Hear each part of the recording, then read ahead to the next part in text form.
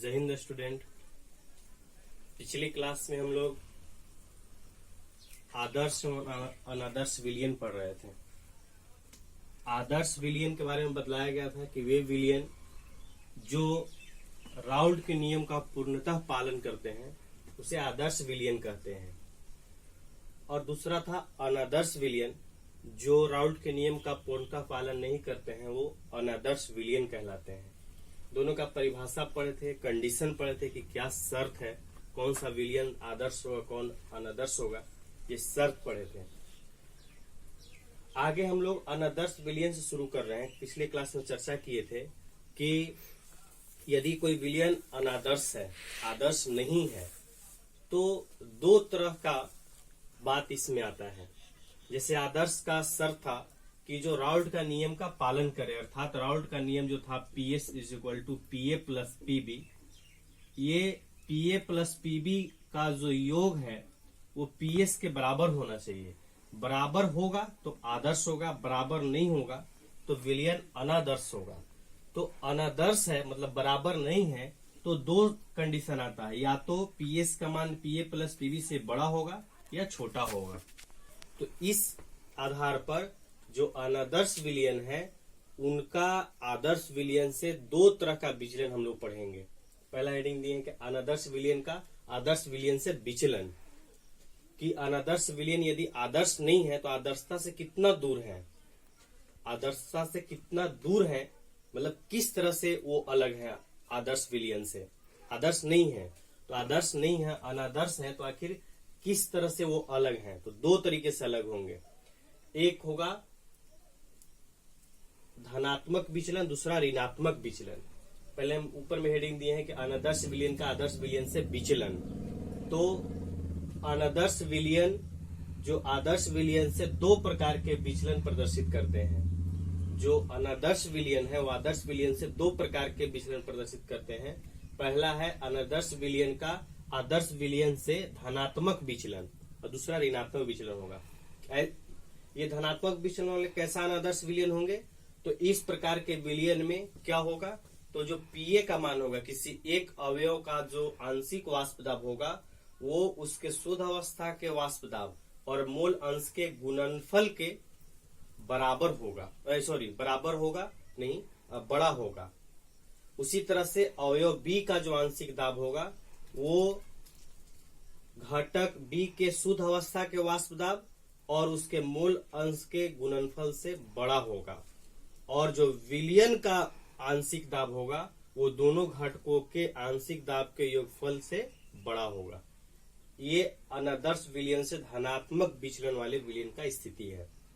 ये ऐसे बोल सकते हैं कि जिन विलयन का आंशिक दाब दोनों अवयवों के घटकों के आंशिक दाब के योगफल से बड़ा होगा वो अनादर्श विलयन होगा, या इसी को दूसरे शब्द बोलेंगे कि अनादर्श विलयन होगा तो विलयन का आंशिक दाब दोनों घटकों के आंशिक दाब के योग से बड़ा होता है। ये है अनादर्श विलयन में कल पढ़े थे हम लोग कि ये बराबर नहीं होता है, ऐसे ये बराबर नहीं होता है। तो बराबर नहीं होगा तो उसी तरह से दो बात आएगा। तो आयतन में जो परिवर्तन है वो पॉजिटिव होता है, जीरो से बड़ा होता है, या करके यहाँ ऐसे पॉजिटिव भी लिख सकते हैं, ऐसे पॉजिटिव लिख देंगे। उसी तरह से अनादर्श विलयन में पढ़े थे कि डेल्टा E जो ऊर्जा में परिवर्तन है वो जीरो के बराबर होता है, मतलब कोई परिवर्तन नहीं होता है आदर्श विलयन में। अनादर्श में क्या पढ़े थे कि डेल्टा E का मान जीरो के बराबर नहीं होता है, मतलब परिवर्तन हो जाता है, जीरो के बराबर हो जाता है। तो जब अनादर्श विलयन रहेगा तो delta E not is equal to zero, zero के बराबर नहीं होगा, मतलब कुछ न कुछ परिवर्तन हो जाएगा, जीरो के बराबर नहीं है ये बतला रहा है।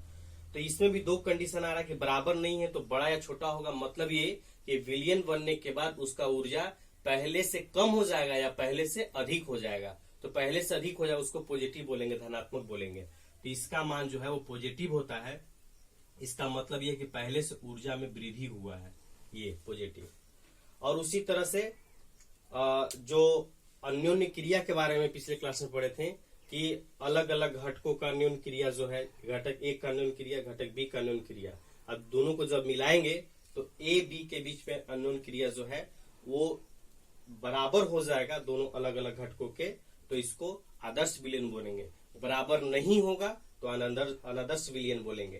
तो यहाँ बराबर नहीं हो रहा है, क्या हो रहा है, बड़ा हो रहा है, इसलिए धनात्मक विचलन प्रदर्शित करेगा। मतलब जो विलयन बनने के बाद घटक ए और बी के बीच में अन्योन्य क्रिया होगा वो अलग अलग घटकों के अन्योन्य क्रिया से बड़ा होगा, अधिक बल लगेगा, इसीलिए ये धनात्मक विचलन के कंडीशन में आएगा। ये अनादर्श विलयन का आदर्श विलयन से धनात्मक विचलन का कंडीशन है, शर्त है। इसको ग्राफ द्वारा देखते हैं हम लोग। ग्राफ द्वारा अनादर्श विलयन का आदर्श विलयन से विचलन इस रूप में हम लोग समझेंगे। ये इस लाइन पे हम लोग शुद्ध अवस्था जो घटक ए है उसके आंशिक दाब को दिखाया है। सबसे ऊपर मैक्सिमम जब अकेले होगा वो तो इसका आंशिक दाब अधिकतम यहाँ पर होगा पी नोट ए के बराबर। इस लाइन पे घटक बी को लिया गया है और इसका आंशिक दाब जब ये अकेले होगा, मतलब एक्स बी का मान यहाँ 1 है, इसका मतलब ये है कि वो अकेले है। क्योंकि दो घटक रहेगा तो दोनों का योगफल जो है वो 1 के बराबर होता है। तो यहाँ पर केवल घटक बी है, कैसे समझ में आ रहा है, तो एक्स बी जो है उसका मान 1 है, मतलब मूल अंश 1 हो रहा है। तो मूल अंश 1 हो गया तो और उसमें कोई घटक नहीं होगा क्योंकि सभी घटकों के मूल अंश का योगफल 1 होता है। तो जब घटक बी केवल यहाँ है तो इसका मतलब कि ये अकेले है और अकेले अवस्था में इसका आंशिक दाब सबसे अधिकतम पी नोट बी के बराबर होगा, वही अधिकतम होता है। उसी तरह से यहाँ घटक ए है तो इसका मूल अंश सबसे अधिकतम 1 है, इसीलिए इस अवस्था पर इसका आंशिक दाब सबसे अधिकतम पी नोट ए के बराबर होगा। अब जब इन दोनों को मिलाया जा रहा है, विलयन बनाया जा रहा है, तो विलयन बनेगा तो क्या होगा, तो इसका जो है ग्राफ यहाँ से इसका जो आंशिक दाब है पी नोट ए था घटक ए का, तो जैसे ही इसमें विलेय पदार्थ डाला जाएगा तो इसका आंशिक दाब पहले से घटेगा और घटने का ग्राफ ये दिया गया है, ये घटने का ग्राफ दिया गया है, इससे धीरे धीरे घटना शुरू होगा। लेकिन किसी भी बिंदु पर हमेशा इसका जो आंशिक दाब होगा वो बराबर नहीं आएगा, पी नोट ए इंटू एक्स से हमेशा बड़ा आएगा, जो गुणनफल होगा वो हमेशा बड़ा आएगा। उसी तरह से एक्स भी है, ये अकेले घटक था, इसमें कुछ मिलाएंगे तो इसका भी आंशिक दाब धीरे धीरे घटेगा और घटने का ग्राफ ये दिया गया है। ये संपूर्ण विलयन का आंशिक दाब है दोनों का किसी बिंदु पर, जैसे या इस बिंदु पर बात करें यहाँ पे तो ये ऐसे कट रहा है ऐसे, तो यहाँ पर का आंशिक दाब और यहाँ पर का आंशिक दाब होगा ये पॉइंट ए और 2, तो पॉइंट 1 और 2 पर का जो आंशिक दाब होगा यहाँ पर हम लोग निकालेंगे तो ये दोनों को योगफल से हमेशा ये मान बड़ा आएगा। ये प्रदर्शित हो रहा है P A plus P B, मतलब 1 और 2 का मान जो होगा उसका योगफल पी एस से छोटा होगा, मतलब दोनों का योगफल पी एस से हमेशा छोटा होगा। ये समझ, किसी भी बिंदु पर यहाँ पर चर्चा करेंगे, ऐसे कट रहा है तो ये बिंदु 1 बिंदु 2 दोनों का योगफल यहाँ पर के जो विलयन का आंशिक दाब होगा उसके योगफल से बड़ा होगा विलयन का दाब, जैसे P S greater than P A plus P B. दूसरा हेडिंग देते हैं। पहला हम लोग पढ़े अनादर्श विलयन का आदर्श विलयन से धनात्मक विचलन। दूसरा जो अनादर्श विलयन का विचलन होता है वो ऋणात्मक होता है आदर्श विलयन से, और इस प्रकार के विलयन में ऋणात्मक विचलन में जो अवयव का आंशिक दाब होगा वो उसके शुद्ध अवस्था के आंशिक दाब और मूल अंश के गुणनफल से छोटा होता है। उसी तरह से दूसरे घटक का भी है, उसका जो वाष्प दाब है वो शुद्ध अवस्था के वाष्प दाब और मूल अंश के गुणनफल से छोटा होगा, और जो संपूर्ण विलयन का आंशिक दाब होगा वो दोनों घटकों के आंशिक दाब के योगफल से छोटा होगा। ये कंडीशन है अनादर्श विलयन का ऋणात्मक विचलन वाला। घटक बी का जो आयतन में परिवर्तन होगा वो निगेटिव होगा, मतलब कम हो जाएगा, फाइनली विलयन बनेगा उसका आयतन दोनों अवयवों के आयतन से कम होगा। उसी तरह से ऊर्जा भी कम हो जाएगा, इसलिए निगेटिव दिखाए हैं 0 से छोटा। और ए बी के बीच में जो अन्योन्य क्रिया है वो कमजोर होगा घटक ए और बी के अन्योन्य क्रिया से। ये कंडीशन हो गया। ग्राफीय निरूपण, इससे पहले हम लोग, आप पहले समझिए पिछले ग्राफ वाला भी, पिछले ग्राफ में इसी तरह ग्राफ बनाया था, थोड़ा बहुत नजर था कि डॉटेड लाइन से ऊपर करके तीनों ग्राफ दिखाए थे, यहाँ नीचे है। डॉटेड लाइन जो है वो आदर्श विलयन का ग्राफ है। आदर्श विलयन रहेगा तो ऐसे ग्राफ सीधा आएगा, ऐसे कर्व नहीं आएगा, सीधा आएगा। ये डॉटेड लाइन जो है वो आदर्श विलयन का ग्राफ है। और इससे पहले अभी जब धनात्मक विचलन दिखा रहे थे तो उसका ग्राफ, ये डॉटेड हम बोले कि आदर्श विलयन का है, तो धनात्मक विचलन है, मतलब इससे ऊपर तीनों ग्राफ आ रहा था। इससे ऐसे आ रहा था, इसका ऊपर से ऐसे आ रहा था और इसका ऊपर से। ऋणात्मक विचलन है आदर्श विलयन से, ऋणात्मक मतलब कम है, छोटा है, तो सभी जो ये आदर्श विलयन का ग्राफ है इससे नीचे की ओर, ऐसे ये सब नीचे की ओर है। ग्राफ समझने में थोड़ा बहुत प्रॉब्लम हो रहा होगा, ऐसा ग्राफ आप शायद पहली बार देख रहे होंगे, लेकिन आप इस बात को समझिए कि ये ग्राफ दो ग्राफ का कॉम्बिनेशन है। एक ग्राफ आपको सिंपली ऐसे समझना है, ये एक घटक का है मूल अंश के साथ परिवर्तन, ये मूल अंश है और ये इसका शुद्ध अवस्था का वाष्प दाब है पी नोट ए, अभी एक से है, एक से जैसे घटे बढ़ेगा, यहाँ अगर अकेले होगा तो सबसे अधिकतम होगा, एक से का मान जैसे से घटेगा तो ये भी घटेगा। एक ए का मान घट रहा है, इसका मतलब ये है एक से का मान यहाँ पर 1 होगा, सबसे अधिकतम होगा। तो एक से का मान सबसे अधिकतम यहाँ होगा और फिर इसका मान घट रहा है, इसका मतलब ये है कि धीरे धीरे इसमें कोई और पदार्थ आ रहा है। एक से छोटा होगा तो एक से छोटा हो रहा है, जितना कम हो रहा है उसका पूर्ति दूसरा पदार्थ कर रहा है। मतलब एक से का मान जैसे ही एक से कम होना शुरू होगा, इसका मतलब ये है कि उसमें कोई और पदार्थ आ रहा है, और जब कोई और पदार्थ आएगा तो इसका वाष्प दाब घटेगा। तो ये दो ग्राफ ऐसे, इसका मिश्रण है, आपको ये समझना है।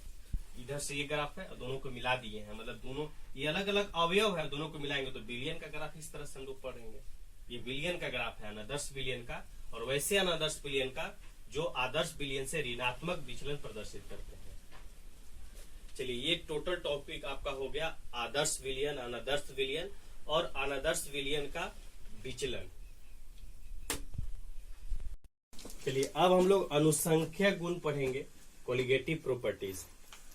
अनुसंख्या गुण नाम से स्पष्ट है, विलयन के वे गुण जो अणुओं या कणों की संख्या पर निर्भर करते हैं, विलय के अणु या कण, उसको हम लोग अनुसंख्या गुण कहेंगे।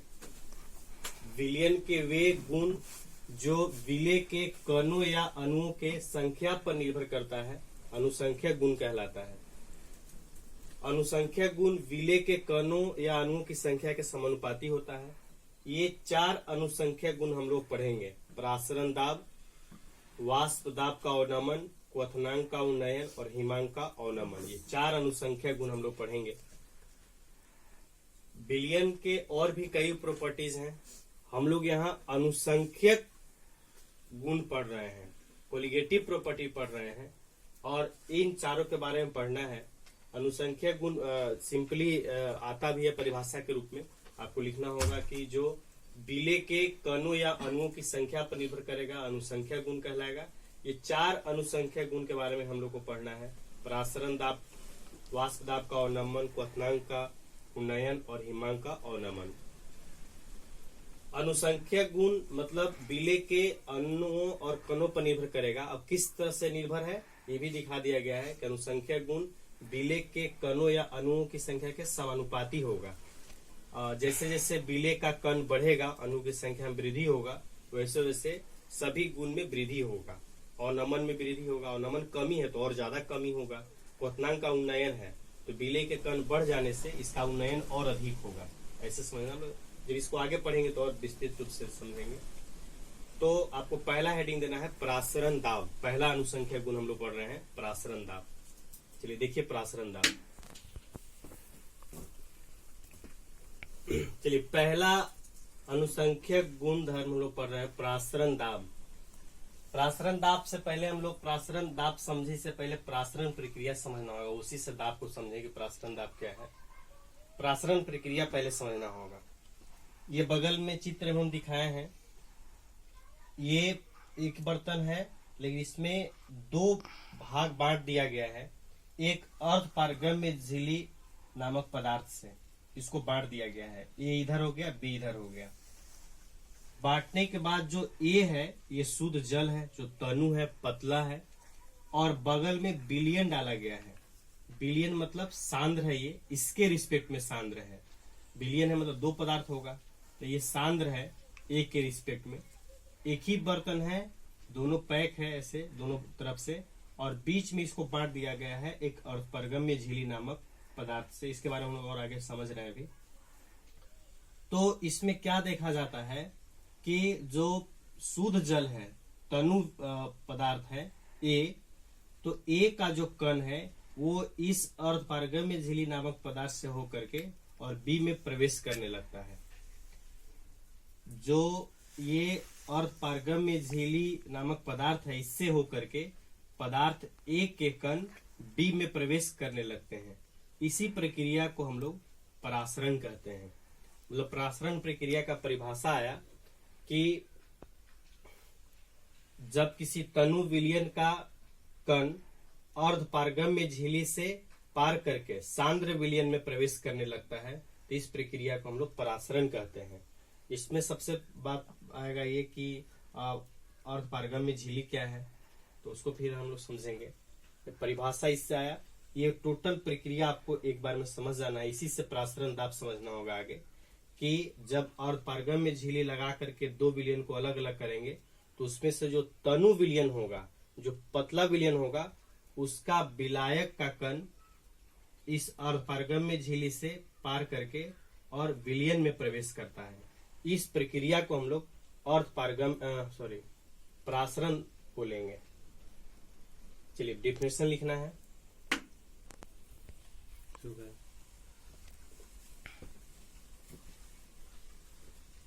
चलिए परासरण प्रक्रिया भी हम लोग समझ रहे थे कि परासरण प्रक्रिया में जो तनु विलयन का विलायक है, वो विलायक का कण अर्धपारगम्य झिल्ली से पार करके सांद्र विलयन में प्रवेश करता है। इस प्रक्रिया को हम लोग परासरण कहेंगे। परिभाषा लिखा हुआ है, वह प्रक्रिया जिसमें किसी तनु विलयन का विलायक अर्धपारगम्य झिल्ली से पार कर सांद्र विलयन में प्रवेश करता है, परासरण कहलाता है। परासरण प्रक्रिया में हम लोग एक नया बात आया, अर्धपारगम्य झिल्ली। इसको समझना, अर्धपारगम्य झिल्ली को। अर्धपारगम्य झिल्ली वे झिल्ली जिनसे होकर केवल विलायक के कण गुजरते हैं। पहले समझिए, झिल्ली कई तरह के होते हैं, उसमें से कुछ ऐसे झिल्ली हैं जिनसे कोई भी कण प्रवेश नहीं करता है, उसको बोलते हैं अपारगम्य झिल्ली। झिल्ली केवल नाम का होगा, मतलब वैसे पदार्थ जिनके लिए, जिस पदार्थ के लिए, जैसे ये एक तरह का झिल्ली है, झिल्ली इसलिए बोल रहे हैं कि इसमें जल आसानी से जल के कण प्रवेश कर जाता है, आर पार कर जाता है, तो इसको हम लोग बोलेंगे कि जल के लिए ये पारगम्य झिल्ली है। और इससे जब जो पदार्थ प्रवेश नहीं करेगा, जैसे मार्कर है तो इससे प्रवेश नहीं करेगा, तो प्रवेश नहीं कर रहा है, इसीलिए इसको बोलेंगे कि मार्कर के लिए ये अपारगम्य झिल्ली है, इससे प्रवेश नहीं कर रहा है। जो पदार्थ इससे पार कर जाएगा उसके लिए ये पारगम्य झिल्ली कहलाएगा। जो पदार्थ इससे प्रवेश नहीं करेगा उसके लिए ये अपारगम्य झिल्ली कहलाएगा। तो कुछ ऐसे झिल्ली होते हैं जिनसे कोई पदार्थ पार करते हैं, कोई पार न करते हैं, नहीं गुजरते हैं। तो वैसे पदार्थों के लिए कुछ प्रवेश कर रहा है, कुछ नहीं प्रवेश कर रहा है, तो उसके लिए हम लोग अर्धपारगम्य झिल्ली समझते हैं कि वो अर्धपारगम्य झिल्ली है। अर्धपारगम्य झिल्ली में केवल विलायक का कण ही गुजरता है, ये इसमें एक स्पेशल बात है। विलेय का कण चाहे कितना भी छोटा क्यों ना हो, इससे प्रवेश नहीं करेगा। केवल और केवल विलायक के कण प्रवेश करते हैं अर्धपारगम्य झिल्ली से। क्या डेफिनेशन होगा? वे झिल्ली जिनसे होकर केवल विलायक के कण गुजरते हैं अर्धपारगम्य झिल्ली कहलाता है। एग्जाम्पल है अंडे की झिल्ली। अंडे की झिल्ली क्या? अंडे के ऊपर उबले हुए अंडे के ऊपर में जो कवर हटाते हैं तो फिर अंडे के ऊपर एक पतला लेयर होता है, उसी को हम लोग अंडे का झिल्ली कहते हैं, और एक अर्धपारगम्य झिल्ली है, इसकी तरह बिहेव करेगा। इस जगह पे से लगा देंगे, मतलब वो अंडे की झिल्ली से केवल विलायक के कण ही प्रवेश करेगा। यदि 2 विलयन रहेगा तो किसका विलायक किधर जाएगा? तो वही तनु विलयन से सांद्र विलयन की ओर, तनु विलयन से सांद्र विलयन की ओर प्रवेश करेगा। उसके साथ साथ कुछ जीव जंतु उनके आमाशय झिल्ली जो होता है वो भी अर्धपारगम्य की तरह कार्य करता है। चर्म पत्र है वो करता है, कॉपर फेरोसाइनाइड है, मानव निर्मित है। ये कॉपर फेरोसाइनाइड प्रयोगशाला वगैरह में इसको किया जाता है, प्रयोगशाला में बनाया गया इसको। तो ये मानव निर्मित है। तो ये कुछ और पारगम्य झिल्ली के एग्जाम्पल हो गए। ये ऐसे झिल्ली हैं जिनसे केवल तनु विलयन का विलायक सांद्र की ओर प्रवेश करेगा जब 2 विलयन के संपर्क में इन झिल्लियों को रखा जाएगा। अब इसके बाद हम लोग प्रासरण दाब समझेंगे। चलिए देखिए, प्रासरण प्रक्रिया पढ़ने के बाद हम लोग प्रासरण दाब समझेंगे। प्रासरण दाब क्या है? अभी हम लोग प्रासरण प्रक्रिया समझ रहे थे। इस फिगर में यदि आप देखें तो ये तनु विलयन है, सांद्र विलयन है, बीच में अर्धपारगम्य झिल्ली है। तो जैसे ही अर्धपारगम्य झिल्ली इन दोनों विलयनों के संपर्क में आएगा, स्वतः प्रासरण प्रक्रिया प्रारंभ हो जाएगा। क्या प्रक्रिया होगा? अभी हम लोग प्रक्रिया के बारे में पढ़ें कि तनु विलयन का जो विलायक है वो सांद्र विलयन में प्रवेश करने लगेगा।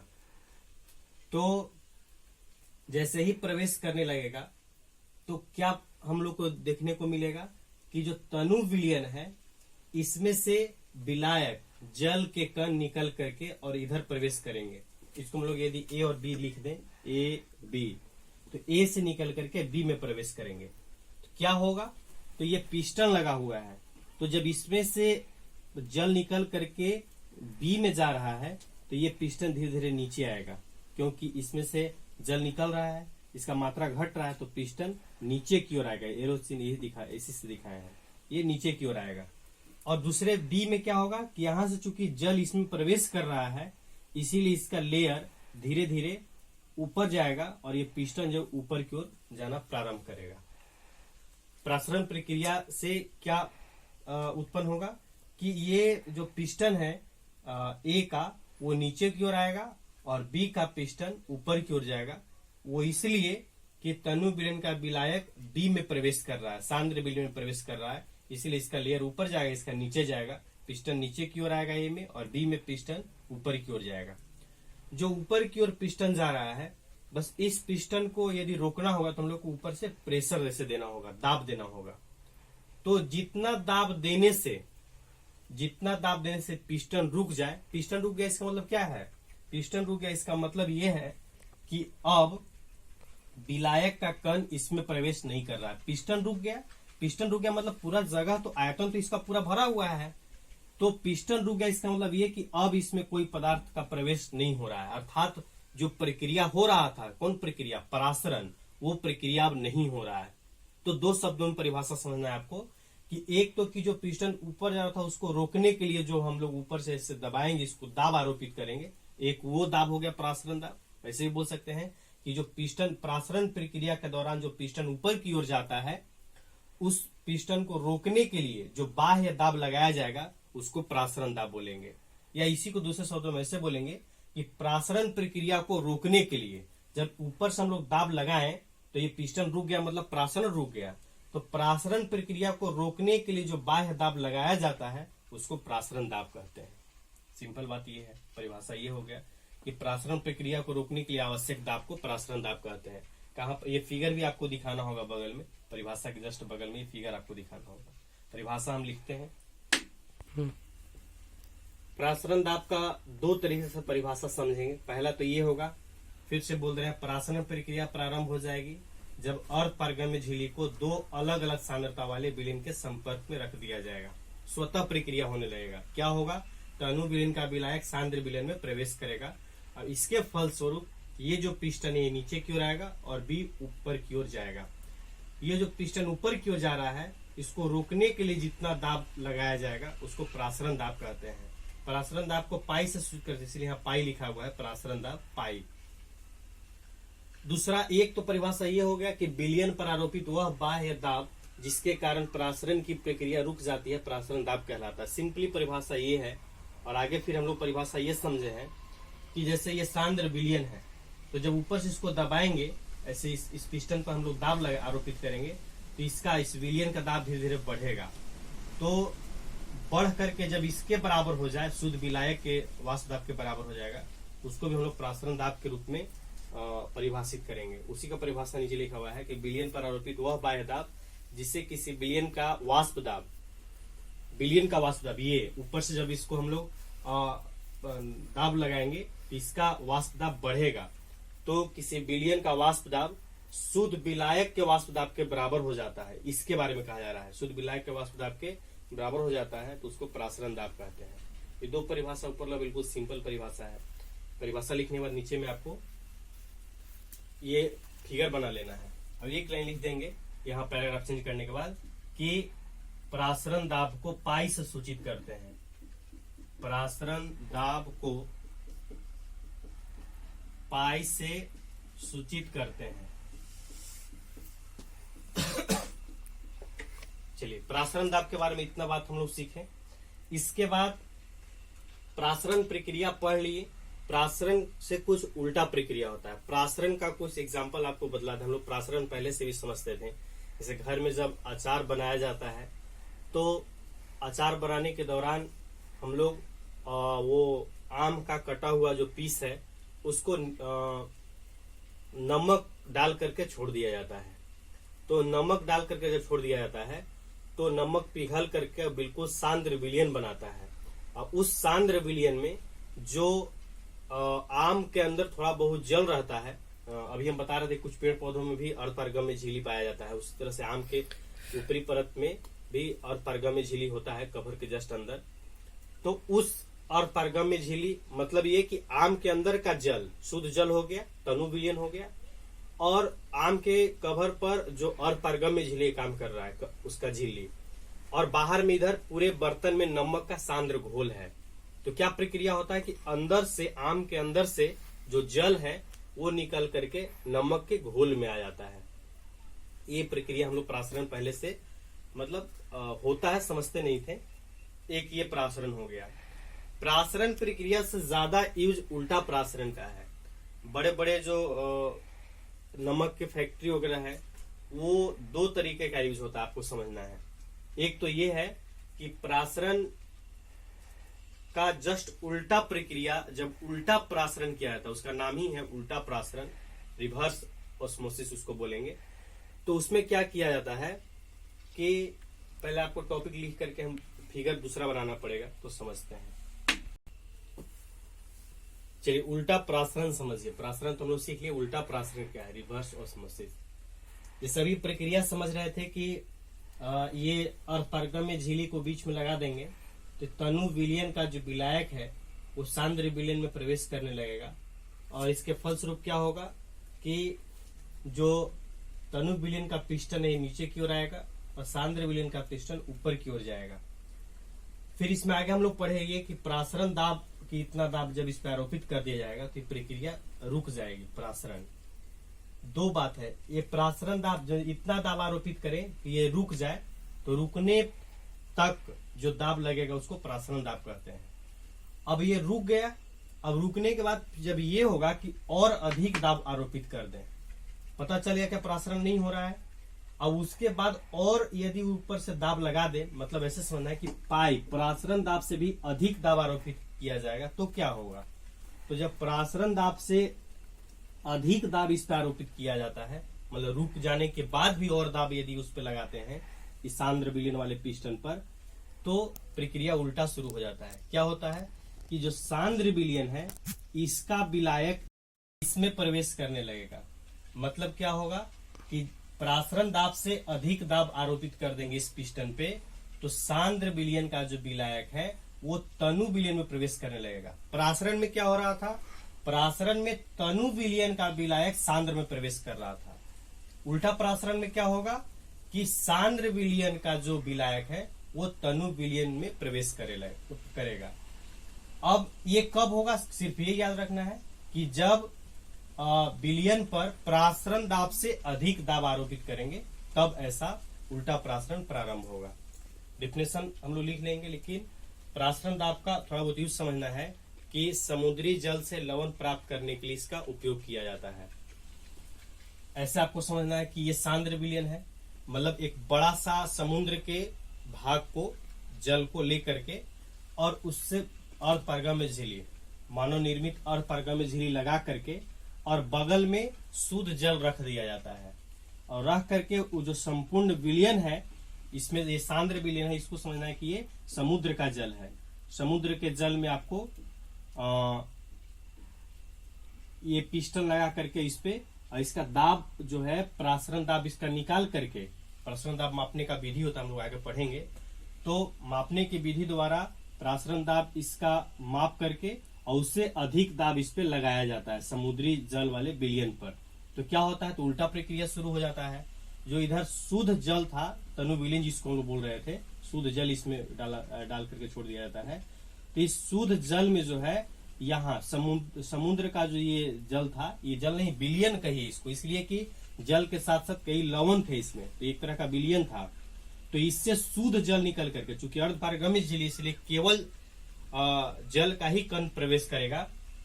तो उल्टा प्रासरण जब कराया जाता है समुद्री जल का, इसमें से शुद्ध जल निकल करके और इस शुद्ध जल में प्रवेश करने लगता है।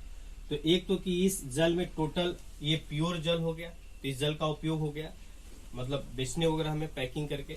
और दूसरा क्या है कि जो ये सांद्र विलयन जो नमक बच गया, मतलब लवण जो है, उस लवण में से मैक्सिमम NaCl होते हैं, सोडियम क्लोराइड, बाकी लवण को श्रवण विधि द्वारा डिस्टिलेशन द्वारा अलग अलग करके और भी लवण है जिसका उपयोग कर लिया जाता है। मतलब उल्टा प्रासरण में दो प्रक्रियाएं एक साथ की जाती है। एक तो कि मतलब दो यूज है उसका, एक तो इधर शुद्ध जल प्राप्त हो गया और इधर जो लवण बच गया उससे अलग अलग लवण जिस तरह से यूज में आने लायक है उसका निकाल करके और आदमी व्यापारिक स्तर पर यूज करता है।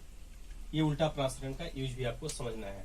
इस उल्टा प्रासरण पूछा, उल्टा प्रासरण क्या है, दूसरा इस तरह से पूछ सकता है कि समुद्री जल को शुद्ध करने के लिए किस प्रक्रिया का उपयोग किया जाता है, ऐसा ऑब्जेक्टिव आएगा।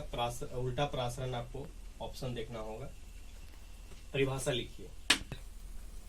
उल्टा प्रासरण समझना है आपको, डेफिनेशन लिख दिए हैं, फिगर भी इससे पहले बना दिए थे, अभी तो समझाते वक्त किए हैं, आपको बना लेना होगा और परिभाषा लिख लेना है। जब प्रासरण प्रक्रिया के दौरान सांद्र विलयन को ऊपर प्रासरण दाब से अधिक दाब आरोपित किया जाता है। ऐसे जब प्रासरण प्रक्रिया होगा तो तनु विलयन का विलायक सांद्र में प्रवेश कर रहा होगा, और जब इस पर पाई प्रासरण दाब से अधिक दाब लगा देंगे तो क्या होने लगेगा कि प्रासरण के विपरीत प्रक्रिया प्रारंभ हो जाती है। प्रासरण हो रहा था कि तनु से सांद्र, तो विपरीत क्या होगा, सांद्र से तनु, तो विपरीत प्रक्रिया प्रारंभ हो जाती है। अर्थात क्या होता है, तो जो सांद्र विलयन का विलायक है वो तनु विलयन में प्रवेश करने लगता है। इसी विपरीत प्रक्रिया को उल्टा प्रासरण कहते हैं, तो ये लिख लेना है। आगे हम लोग पढ़ेंगे प्रासरण दाब के नियम। प्रासरण दाब के नियम, आगे का टॉपिक यही होगा, प्रासरण दाब के नियम। आप इसको थोड़ा बहुत आगे पढ़िए बुक वगैरह से। आज इतना पढ़ा है, थ्योरी ज्यादा है, अच्छे तरीके से लिख करके और उसको याद करना है। और प्रासरण दाब के नियम थोड़ा बहुत पढ़िएगा बुक से, भारतीय भवन बुक हो या NCERT हो, उसे देखिएगा। फिर हम लोग आगे नेक्स्ट क्लास पढ़ते हैं प्रासरण दाब के नियम। धन्यवाद।